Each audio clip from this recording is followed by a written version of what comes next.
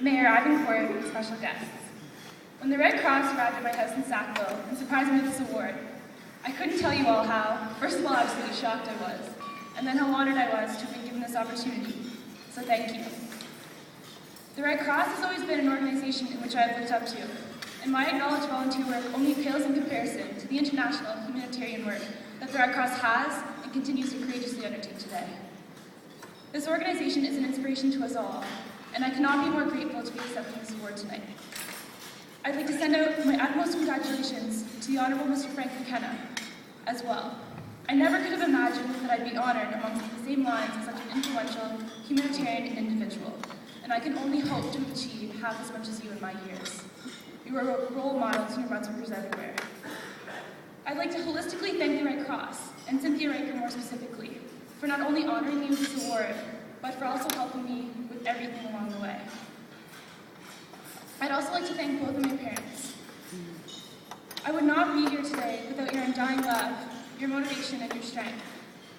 You've pushed me in the best of ways, instilled me with gratitude and sympathy, and you've stood by me in the most difficult of times. Without the support of either of you, know that I would not be standing today accepting this award. I love you both so much.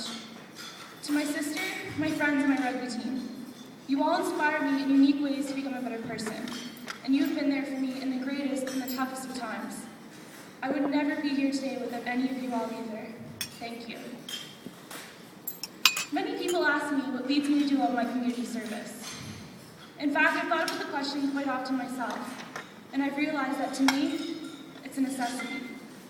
When I was a very picky 4-year-old child, I would often refuse to eat my supper, and it would all go to waste. One day my mom pointed out to me how lucky I was to have food, and she told me that in some places of the world, people like me were suffering and couldn't even afford to buy supper. She told me that in some places, children like me couldn't even get the chance to eat. After asking my mom to have all the suffering children over for supper, and clearly being explained the impossibility of the matter, I then offered to donate all of my cash savings, a whopping $4 in pennies and nickels, to the starving children. Instead of laughing at my request, my mom drove me to town the next day to donate tea and stuff. Ever since, I have tried to dedicate my life to helping everybody that I can. We are all so lucky, so incredibly blessed to have everything that we do. Many of us have the opportunity to talk, to laugh, to love, and to play. We have the luxury of technology, of material possessions, and the opportunities in which several of us are offered make us some of the luckiest individuals in the world. Although I may not be the richest girl, especially considering my university enrollment, I know that I'm so lucky to even be in university. I'm so lucky to be here. And I think that at 4 years old, I was lucky enough to begin realizing that. With this realization, I've set out to not only give away and fundraise as much as my material possessions in which I possibly can, but to more importantly, donate my physical presence to communities and organizations. Through volunteering, I have not only been able to engage in the most amazing experiences of making all different people smile, but I find that I've always been given back way more than I've ever given to others. Through volunteering, I've met the most intelligent, inspirational, and strong children. I have met people who save others' lives for a living. I've met a blind woman who climbed mountains, a refugee who underwent fake executions every day with his pregnant wife. I have met activists who literally risk their lives for the rights of others. I've met children who nobody believes in, who everyone shuns, but they continue to find hope and inspiration, and continue to shine through as impeccable human beings.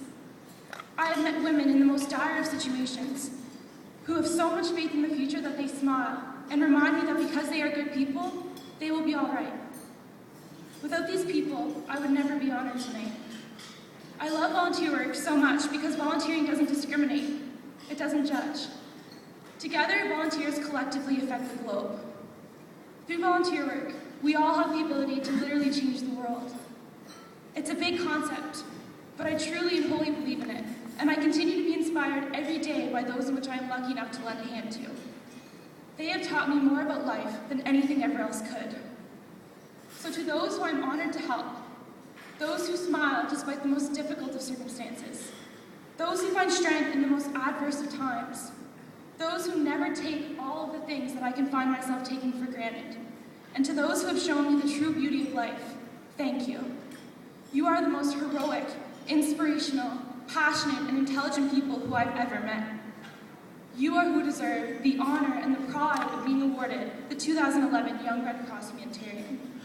So for you, I will most humbly and most thankfully accept this award, and I will continue trying my best to move mountains through volunteer work, one little spoonful at a time. Thank you all so much.